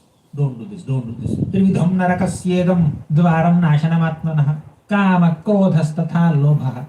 Initially Krishna said in the initial chapters, first section, he said kama yesha krodha yesha rajoguna samudbhava. He spoke only kama and krodha, desire and anger. Unfulfilled desire leads to anger. But Krishna added lobha at the end, the third half, the third part. So kama, what is that? Trividham narakasyedam dvaram nashanam atmanah kama krodha tatha lobha. Logic is kama, desire. When it is not fulfilled, there is krodha, anger. When it is fulfilled, there is lobha. Right? Whether you fulfill a material desire or can't fulfill a material desire, entanglement guaranteed. Right? So when our desires are material, then if you fulfill the desire, we'll become more and more greedy to experience that sense enjoyment more and more and more. When the desire is not fulfilled, we keep hankering. Desire is not fulfilled, desire is not fulfilled. And we'll take more and more lifetimes. When the desire is fulfilled, oh, this is very nice. I want to explore it more and more and more. Then you will take more and more lifetimes. So material desires are meant to be rejected, neither accepted. They are not supposed to be accepted. Don't feel frustrated when they are not fulfilled. Don't feel so excited when they are fulfilled. Because fulfillment or no fulfillment. Entanglement guaranteed. So Krishna says, try to tolerate not only happiness but also distress. Sorry, not only distress but also happiness. Matra sparshastu kaunteya sitoshna sukha dukkhadah agama apayinu anityah tam titikshasva bharata. Titiksha. Please be tolerant. Tolerate happiness and distress both. Just because there is some distress, don't become so demotivated, discouraged, depressed. Deal with the distress in an appropriate way, but don't become depressed. Don't become devastated. Don't become dysfunctional. Similarly, rejoice a happy moment. You can experience sukha, not an issue. But don't become so overwhelmed with that happiness. Don't become so proud. Don't become so overconfident. So happiness is entangling, distress is also entangling. If it is on a material plane. Whether you sit in AC compartment or general compartment in a train, you will reach the destination at the same time. Just because you are sitting in an AC compartment, you will not reach the destination faster. Similarly, although you are getting happiness, you may have some little comfortable experience in the material world, but you are in the material world only. Don't desire material happiness. No. Desires will never end. The Padyavali is a beautiful sloka. काषायान्न च भोजनादि नियमान्नो वावने वासतो व्याख्यानात् अथवा बृहव्रतभरात् चित्तोद्भव क्षीयते किन्तु स्फीटकलिन्दशैलतनया तीरे च विक्रीडतो गोविन्दस्य पदारविन्दभजनारम्भस्य लेशादपि काषायान्न च भोजनादि नियमान्. By wearing kashaya, by wearing saffron, material desires will not go away. Bhojanadi niyaman, by regulating your diet, it's good to regulate the diet, but just by diet regulations, material desires may not go. In fact, the 11th canto of Bhagavatam says, by fasting, you can control all the senses, because all the senses will automatically become weak. Sense control is automatically achieved by fasting, but one sense cannot be controlled by fasting, that is tongue. Not false ego. Of course, false ego. That will increase the false ego by fasting. Tongue cannot be controlled. Okay. After one full day of fasting of Nirjal, for example. So, na dhanam, na janam, na sundaram you can say. Na bhojanam. That you cannot say. Dhanam, janam, sundaram I can reject. But bhojanam I cannot. So, that fasting will increase appetite. So bhojanadi niyaman, by diet regulation we cannot control material desires. Kashaya anna cha bhojanadi niyaman lovavane vasato. Vanavas, by giving up palace, by giving up all the facilities, royal facilities, you enter some forest, secluded forest and then sit there. Does it control your lust? No. Vyakhyana, by studying commentaries and analyzing Sanskrit, so much of intellectual analysis, will that control your lust? No.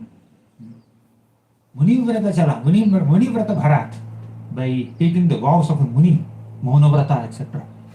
That will also not control one's material desires. Govindasya padara vinda bhajana rambhasya leshadapi. If you start serving Lord Govinda's lotus feet, even slightly, that's how material desires are destroyed. So otherwise, kama will lead to lobha if it is fulfilled, kama will lead to krodha if it is not fulfilled. And in our pursuance of material desires, whether we fulfill them or not fulfill them, we are entangled in this material world forever. Therefore, Krishna says, give that up. Take my shelter.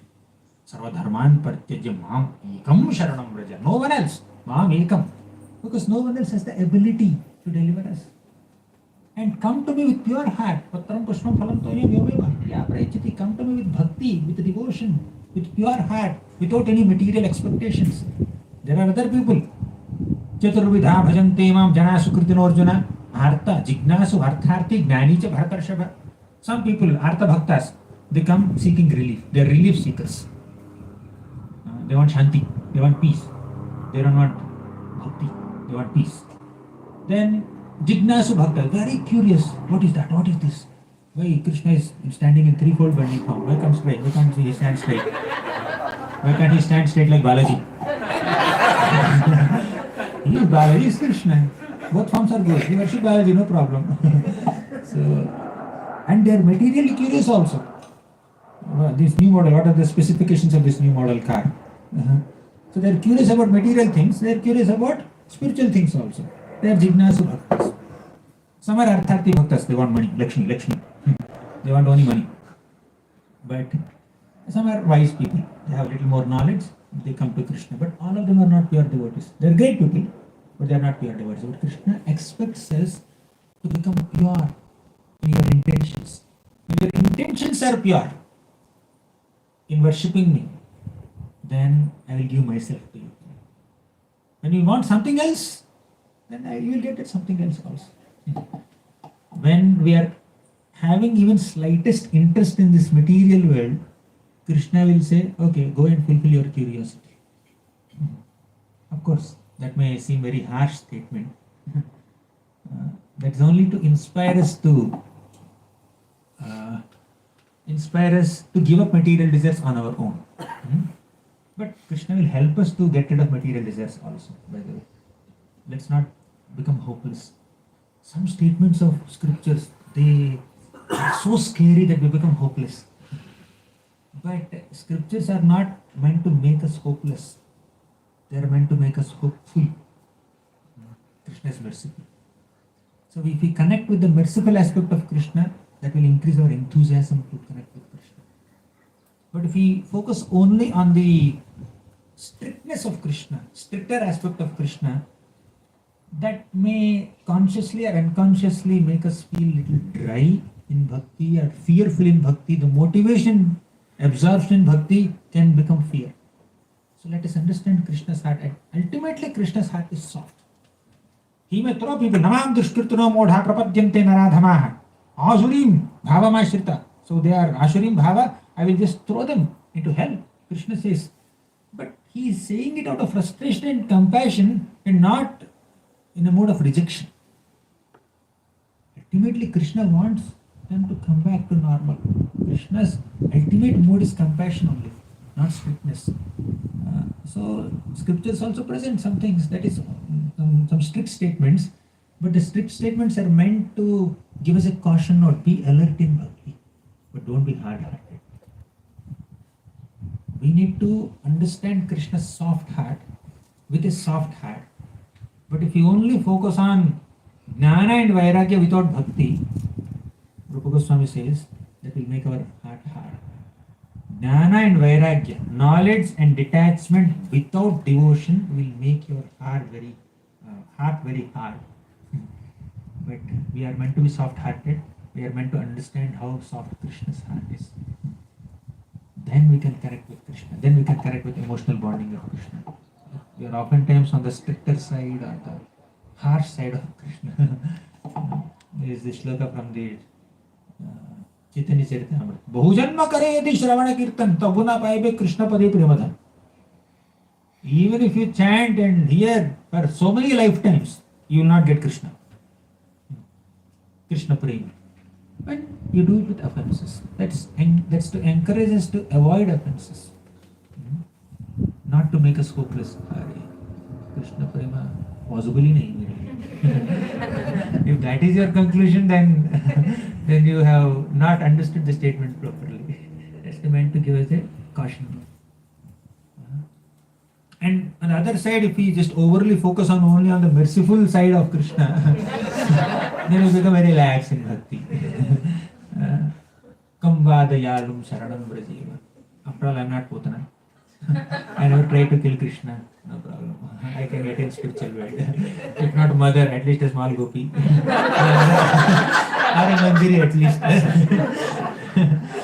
So, the merciful side of Krishna should not make us overconfident and complacent in bhakti. The stricter side of Krishna should not make us hopeless in bhakti. Let's have balance. See that, take that caution notes and be more alert in bhakti. And see this emotional, this merciful expressions and have some encouragement in bhakti in a balanced way, just progress in bhakti.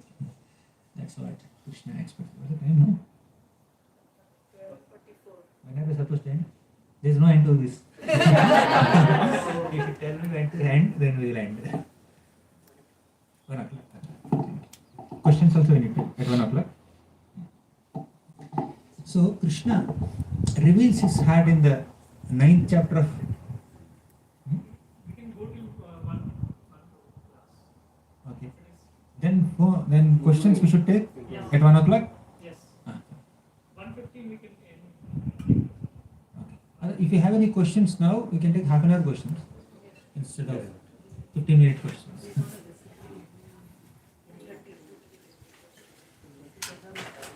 Huh? You tell me what I was supposed to do. Should I speak or take questions? Speak. Okay, very. My more words for speaking. So Krishna, he reveals his heart in the 9th chapter of Bhagavad Gita and 10th chapter. In fact, throughout Bhagavad Gita he reveals, but he reveals the most confidential part of his heart in the 9th chapter. Idam tute guhyatamam pravakshyam yanasuyave jnanam teham sa vijnanam yajnatva mokshase ashubhat. You will be completely relieved from all inauspiciousness, ashubhas, when you accept this guhyatama knowledge, most confidential knowledge. Now, our discussion is incomplete. Our discussion on essence of Bhagavad Gita is incomplete without discussing certain expectations that Krishna has from us. Some instructions we have discussed. Some don'ts also. Avoid sense enjoyment, control your mind, control your senses. Like a tortoise withdraws its limbs into the shell, you control your mind from being distracted from all allurements. Yato yato nischalti manaschanchalamastaram. So all that we know. One more important thing is Krishna expects us to cultivate good qualities.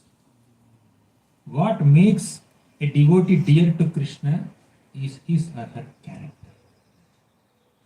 In the 12th chapter of Bhagavad Gita, last 8 shlokas, Krishna says, what makes you dear to me? Abhayam sattva samshuddhi. Then in the 13th chapter also Krishna says, Amanitvam bhritvam ahimsa kshanti rajyavam acharya upasanam shaucham sthiryam atma vinigraha.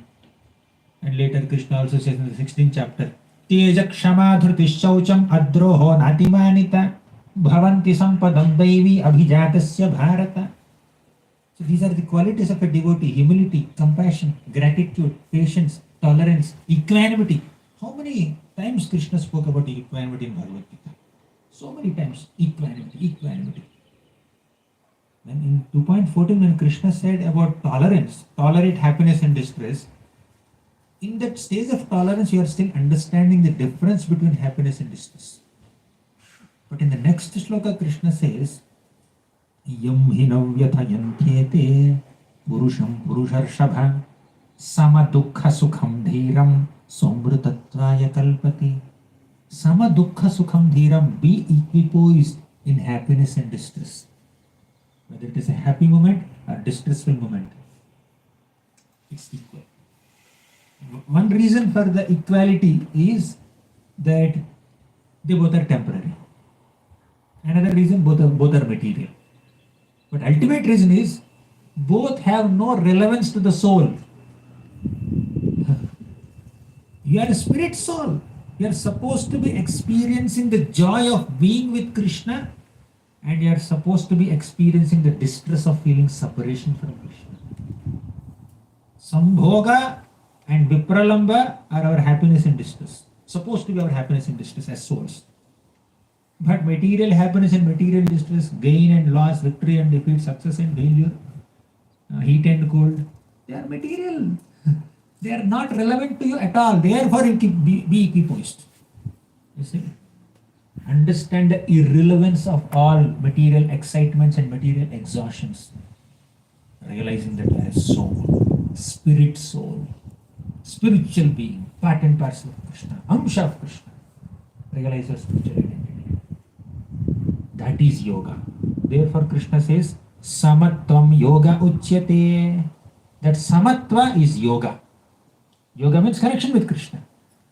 But to actually connect with Krishna, you need to be equipoised. Samatva, you should have a samatva. Happy moment, you are so excited, elated, overjoyed. Distressful moment, you are so depressed, so morose. You are not ready for liberation, by the way. I am not saying, sorry, Krishna is saying. Even I am also affected by happiness and distress on a material plane, what to do. But I am speaking the truth as per Krishna. He said, Sama dukkha sukham dhiram so amritatvaya kalpate. Amritatva means liberation. Liberated state. When are you qualified for liberated state? When you have samatva. Sama dukkha sukham dhiram. That is, samatva is yoga. Yoga means connection with Krishna. Right? When you are connected with Krishna, really connected with Krishna, then sukha and dukkha are of no relevance to you. You are equipoised. Whether it is red toy car or blue toy car, for the father, they are same. For the child gets excited with red and may not be excited with black. For the father, I have a real car. Param drishtva nivartate. Right? Whether it is red mobile or green mobile, If it's a toy, it's of no relevance to the father. I can't make any calls. But for a child, they keep pressing their toys and they get so much music and they create noise and disturb others also. They're excited. If you take it away, they are unhappy. But for parents, it's of no relevance because they have higher taste. Similarly, for a conditioned soul, happiness is excitement, distress is exhaustion. But for a realized soul, for a devotee, both are irrelevant. Understand the irrelevance of material happiness and material distress. Samatvam yoga uchyate. If you are still overwhelmed by small gains and small losses, if you are still overwhelmed by an egoistic expectation of honor for oneself, or if you are feeling our ego is hurt because we are dishonored, we have a long way to go to attain Krishna's grace. Krishna says, Sukha Dukkha Sukha Dukkhe Samay Kritva Labha Labho Jaya Jayo. Whether it is Sukha or Dukkha, Labha or Alabha, Jaya or Apajaya, do your duty. Be poised. Don't be attached. Don't be attached to any outcomes. Just go with the flow. Be attached to me. Mayyeva manadhatsva. Sukham dukkham. Another sloka is Sitoshna sukha dukkheshu tatha manapamanayoh. Sita ushna. Duality is experienced on bodily plane. Heat and cold. Sukha dukkha. Happiness and distress. Duality is experienced on a mental plane. Man apman, respect and disrespect, honor and dishonor. Duality is experienced on an egoistic plane. Whether you are experiencing the dualities on a mental plane or a physical plane or an egoistic plane, be equipoised. Don't desire respect and don't hate dishonor. Because this life is meant for that only. When we are here, can we avoid winter or summer? When you are living at place, it is winter, it's winter. Wear jackets. When it is summer, it's summer. Put ACs. We have to deal with it, do the needful. Similarly, we cannot avoid honor and dishonor in this world. If we can make all kinds of preparations to deal with winter and summer, heat and cold, why can't we prepare ourselves to deal with happiness and distress on a mental plane and honor and dishonor on an egoistic plane? Ego is hurt when somebody dishonors us. Be prepared for it. Bhagavatam says, Nindanastava satkara nyakarartham kalevaram. This kalevaram, this body, material life, is meant to give us nindana, means criticism. Stava, praise. Satkara, honor. Nyakara, rejection, dishonor. Artham means purpose of this kalevaram, purpose of this body is to experience the dualities. We are here in this material bodies only to experience dualities. Only means like that's one of the main agendas, main programs that Krishna planned for our life.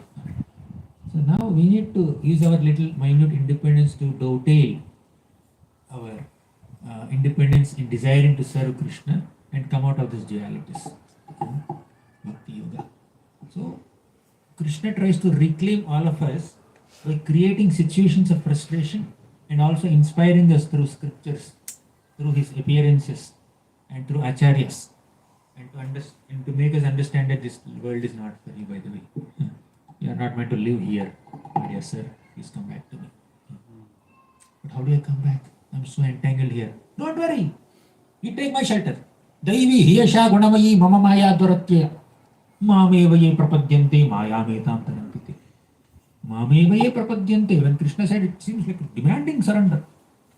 But next line is Maya metam tarantite. I will relieve you from Maya. You want to be relieved from Maya? You are getting overly affected by dualities of happiness and distress, heat and cold, honor and dishonor.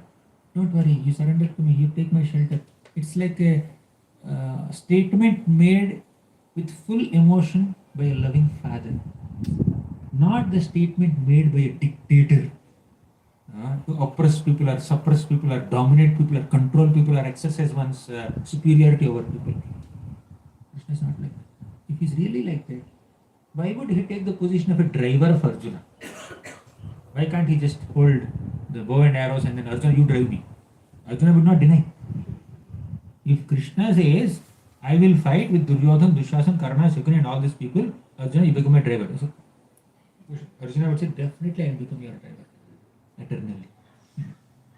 I am Krishna Sarathi. I can become Krishna Sarathi. You don't have to become Partha Sarathi. Arjuna would say that. But Krishna said, I will become your driver. Many times, seeing certain statements made by Krishna, where he suggests surrender, recommends surrender, and expects devotion, worship, etc., people misunderstand Krishna. Why should I surrender to him? Why is he boasting about himself like that? But he is acting like a driver. Did you notice that? When he is speaking Bhagavad Gita, he is still a driver only. And Arjuna is warrior only. He did not change position. You are not ready to fight? Take it. Come down. I'll fight. He did not say that. It happened with Arjuna. Arjuna was Shikhandi at one point in Virata Parva. There all the Kauravas came to attack Virat kingdom. Then Arjuna was driving the chariot of Uttara Kumar, Uttara's brother. So he was being a Sarathi. Then seeing this Bhishma, Drona, Karna, Duryodhana, all these people, the Uttara Kumar got scared. Then Arjuna said, you drive, I will fight. Exchanging. Krishna never said like that. And Uttara Kumar became fearful of seeing the opposite party. Arjuna took the bow and then he made him driver. But when Arjuna became fearful or whatever, compassionate or overwhelmed or emotional, Krishna never said, let's exchange roles. I am your driver only. But I'll become your teacher by the way. Till you agree to fight. Then I'll continue my driving job. So Krishna is so humble, extremely humble. No ordinary boss in this material world would share equal amount of privileges or opportunities or facilities with his subordinates. But spiritual world, Krishna gives equal amount of enjoyment to all his devotees in the spiritual world. In fact, Krishna gives more enjoyment to his devotees than he experiences himself. Radharani experiences 10 million times more happiness than even Krishna, and Krishna becomes intrigued. I want that happiness. Why is she enjoying more? Not out of envy, out of appreciation. He aspires for her position. And he becomes Chaitanya Mahaprabhu. Radha Bhavadyuti Subalitam Naumi Krishna Swarupam. He becomes Krishna Chaitanya by accepting Radha's duty and Radha's bhava. He becomes Krishna Chaitanya. The Lord gives higher seat, greater preference, more privileges, more opportunities to become more glorious to his devotees, and he takes a back seat. Who else can love us more than this? Sometimes, generally speaking, even parents also feel very happy when the children flourish, become successful, and even surpass their own selves in their glories, generally speaking. But sometimes there may be some intolerant parents also, may not be very aggressively, but sometimes they may feel, he's so talented, I trained him. Some slight feeling may come in some people also. I don't know if that makes sense to you. I'll give an example. Let me give an example. I can give two examples from Bhagavad. In the 5th canto of Bhagavatam, the residents of Jambudvipa offer prayers to the Lord. The Lord manifests himself in 9 deities. There are 9 verses in Jambudvipa. The residents of these 9 verses offer prayers to the 9 deities. So one of the prayers says that in this material world, when a son dies, the father tries to enjoy the property of the son, encroach on the property and enjoy the property of the son. Not out of care necessarily, but out of greed also sometimes. And father dies, son tries to enjoy the property of the father, take away the property of the father. And sometimes they may even manipulate the parents or children also to get their things done. So, pure affection in this material world is impossible. The purest form of affection is given by parents to the children, generally speaking, especially when they're young. But once they have grown up, they are established also, sometimes there could be these frictions. Chitraketu Maharaj, he was longing for a son. He had 1 crore wives, not a single child. Angira Rishi came and said, I'll conduct a sacrifice. Actually, he requested Angira Rishi, please do something so that I can get a child. Angira Rishi said, I will conduct a sacrifice, you will get a son. That son will be the cause of your happiness and distress both. So several thoughts popped up in the mind of Chitraketu Maharaj. Why he would cause distress to me? He was thinking. Then he felt maybe he will be mischievous. Because he's the only child of a great emperor, maybe he will become mischievous. That's why he may cause some distress to me. It's okay. Better to have a mischievous son rather than no son. Next thought is, maybe he will surpass me in my glories. Maybe he will become a better king than me. Maybe he will supersede me in accomplishments. That way he may cause distress to me. I'll still tolerate that. You see? So this envy is so deep-rooted in a conditioned soul that sometimes even family members or parents or children or siblings, brothers or sisters or friends, they also may become slightly envious or more envious towards others. So when this little child was born, other 99,999 wives of Chitraketu poisoned the child out of envy. They couldn't realize he's our son also. But they could not. This is there. But these are rare cases. We are not generalizing it. Parental affection is the purest affection possible on this planet. We are not generalizing it, but there could be some instances where even they also can become little uncomfortable when the next generation is flourishing. But Krishna will never feel uncomfortable when his devotee is flourishing. That's why Krishna said, Tasmat tvamuttishta yasholabhasva jitva shatrun bhungshva rajyam samruddham mayaivaite nihataha purvameva nimittamatram bhava savyasachim. Tasmat tvamuttishta. Get up, Arjuna. Yasholabhasva. You become famous. I will become famous as driver. You become famous as warrior. Which is better? Warrior. That better position you take. That is Krishna's intention. Tasmat tvamuttishta yasholabhasva jitva shatrun. Conquer enemies. Bhungshva rajyam samruddham. Enjoy a prosperous kingdom. Mayaivaite nihataha purvameva. I have already killed all these people. I have killed Bhishma, Drona, Karna, Shukuni, Duryodhan, Dushyasan. Everybody I have killed. You want to see? He has just displayed Kala Rupa. Big form, hundreds and thousands of faces. Every face is emanating fire. And this Bhishma, Drona, Karna, Duryodhan, they are all entering into the mouths of Kala Rupa, and then they are being crushed. They are becoming chutney in the grinder of his mouth. Right? If he has killed them, he can take credit. But he says, Ishola Bhasva, you take credit. I killed them, you take credit as the killer. This is Krishna's life. Even on a material plane also, external plane also, Krishna likes to see his devotees more glorious than himself. Nimittamatram bhava savyasachi. You are a savyasachi. You are definitely a savyasachi. Ambidexter, you can release arrows from both hands. You are a savyasachi, but still you are nimittamatram. You are extremely talented, but you are my instrument. Because your talent I have given you. I have given you talent, I have given you opportunity, I have done the job that you are supposed to do. You just manifest it and then take credit. I am not interested in credit.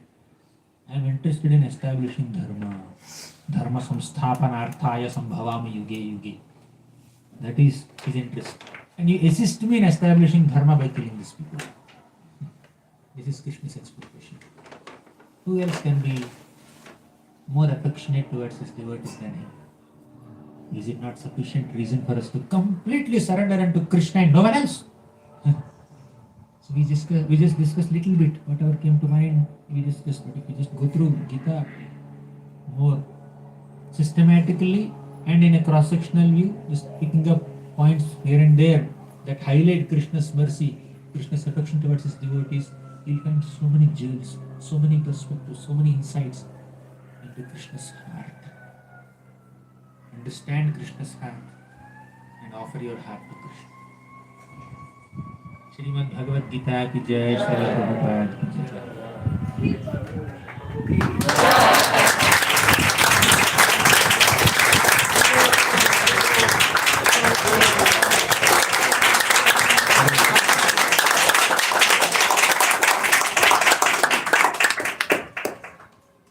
In Silicon Valley, claps will never end. I'm afraid generally. Any questions? Should we take questions?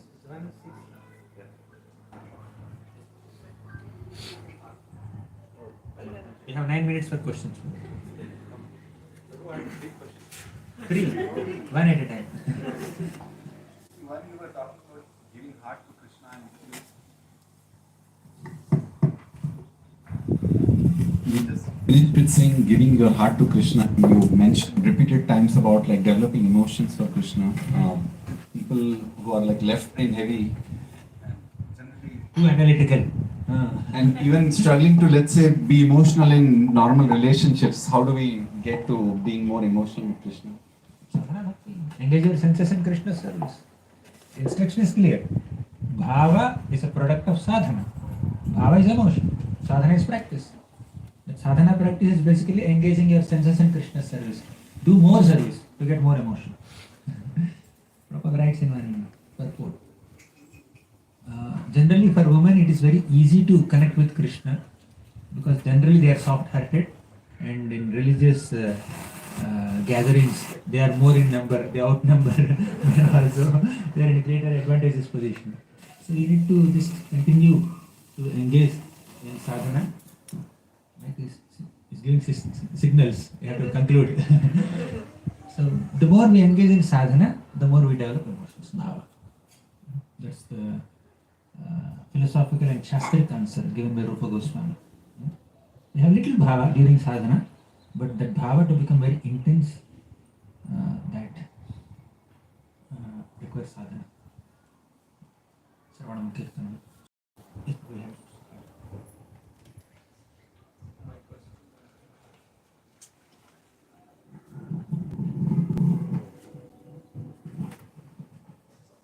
Hare Krishna, thank you for the wonderful lectures. My question is that you spoke the importance of developing intention.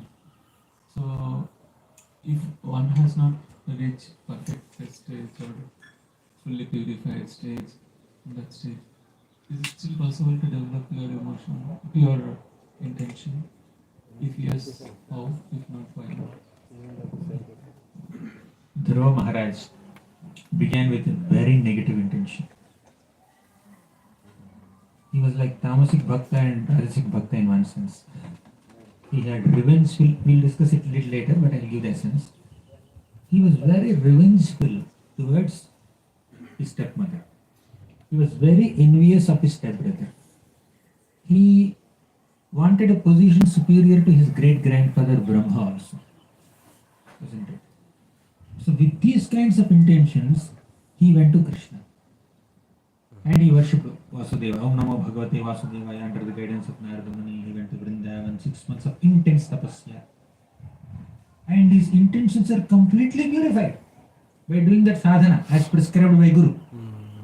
Once the Lord manifested in front of him, he was not at all expecting what he was expecting before 6 months. He did not say, when will my stepmother die? When will my stepbrother die? When will I attain a position which is superior to my great-grandfather Brahma? He did not ask at all. He was asking? Bhaktim muhuhu pravahatam tvayi me prasango bhuyadananta mahatam avalashayanam yenam jasolbana burubhyasanam bhavabdhim naishye bhavadguna katham mrutappanamattah. I just want the association of your devotees and I want to become intoxicated by drinking the nectar of descriptions of your qualities from your devotees. That's what he wanted. Where did he begin and where did he end up? Although he did Sakama Bhakti means materially motivated Bhakti which is rendered with selfish desires. Although he began with Sakama Bhakti, in 6 months, Sakama went away, Bhakti remained. By Krishna's grace. And by the way, Krishna fulfilled those material desires also. But how did he fulfill the material desires? He fulfilled the material desires of Dhruva in such a way that he doesn't relish them anymore. You asked for gulab jamun and somebody fed a big feast, much tastier probably. And at the end they gave gulab jamun. I don't want. Means you are not hungry anymore. Gulab jamun is a very good example. Maybe some junk food. You asked for some junk food and somebody gave you some Krishna Prasadam great feast, and at the end they gave you the junk food. You have no taste for it anymore. Your belly is filled with some pure Krishna Prasadam. That's how Krishna does. He treats the devotee and purifies the bad intentions of devotees. Any other question? Thank you, Prabhu. Prabhu, you mentioned different type of seva, if I can say. You know, chanting is at a high level, and then in the sense level, maybe like serving or kitchen or something. The level person is, it can be best served in whatever way he or she can do the seva. Should one aspire that, rather than doing, which you classify it as sensual level, we should be only chanting. At the same time, I have heard about Srila Prabhupada. He came out of chanting. Of course, he's an acharya at a very different level. In the mood to do paropkar, that level is different. But as a sadhaka bhakta, what should be our mood? Do something which aligns with a certain skill set, or aspire to do chanting again. Prabhupada said, we chant 16 rounds minimum, and hear Bhagavatam. Chanting may take a couple of hours. Bhagavatam class may be an hour or so. Whole day has service. So the regimen given by the acharyas nicely accommodates all three levels of bhakti. Abhyasarapa bhakti, Smaranatmika bhakti, Manatmika bhakti. All three are accommodated within the regimen given by acharyas. Ultimately, Krishna consciousness means to engage all three in Krishna's service. Body, intelligence and mind. All three we have to engage in Krishna service. That is Krishna consciousness. It's not that I am done with all bodily services, only intellectual services. I am done with all intellectual services, only mental services. Not like that. All three are functioning. When we are in this material body, body may have certain capacity. So because of that, we may kind of reduce some physical activities as we become old. But in the spiritual realm, there is no old age. There is no sense of body getting exhausted or tired or old or diseased that we cannot do physical services at all. So all three must be done. Just like the gopas and gopis and all the exalted devotees are engaging all their faculties, subtle and gross bodily faculties in Krishna's seva.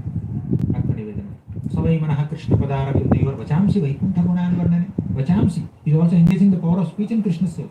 Not only manaha Krishna padara vindevar, Ambarish Maharaj. Karau harer mandira marjanadishu. Ambarish Maharaj, at his level, he is doing jhadu of temple. Temples were there in those times also. Mandira marjanadishu. Sritim chakara achyuta satkathodaye. Even all exalted devotees engage their senses also, whether ears or nose or tongue or hands or legs, in Krishna's seva. Along with mind, along with intelligence. So ultimately we need to engage all of them. It's a full package. But in the sadhaka level, engaging senses is more natural or easier for a struggling sadhaka than just concentrating mind in Krishna's service. But there is a time prescribed to control the mind and focus on Krishna also. And once you cultivate that emotions are the background. Emotions keep on empowering you to engage your senses in Krishna's service. Initially, we are engaging senses in Krishna's service without much emotions. But when we advance, we have emotions and we engage in Krishna's service with emotions. Not that when we advance, we completely give up our physical services. Because the whole day somebody may give up, that's in the material world. But in the spiritual world, there's no all this. So senses are also being in this constant. It's a package. In fact, in the spiritual world, there is no difference between body and the soul. That body is spiritual, senses are spiritual, intelligence is spiritual, mind is spiritual, ego is spiritual. Soul has no difference, is not different from the body. Thus, whatever the soul is doing in the spiritual realm, बहुत सारे shorts निकल सकते हैं shorts we conclude here. Thank you very much.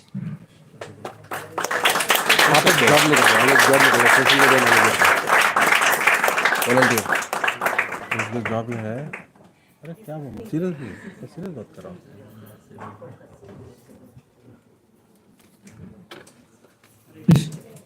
Hare Krishna. Thank you so much, Prabhuji, for going and taking us into the depths of Bhagavad Gita. I really like. I collected many jewels, Prabhu. I want to go and hear back again and again. I got interrupted in between, but I like that when the desire is fulfilled, it leads to greed, and if the desire is not fulfilled, it leads to anger. Both ways you are entanglement. It kind of resonated how the material world is entangling. So many beautiful points.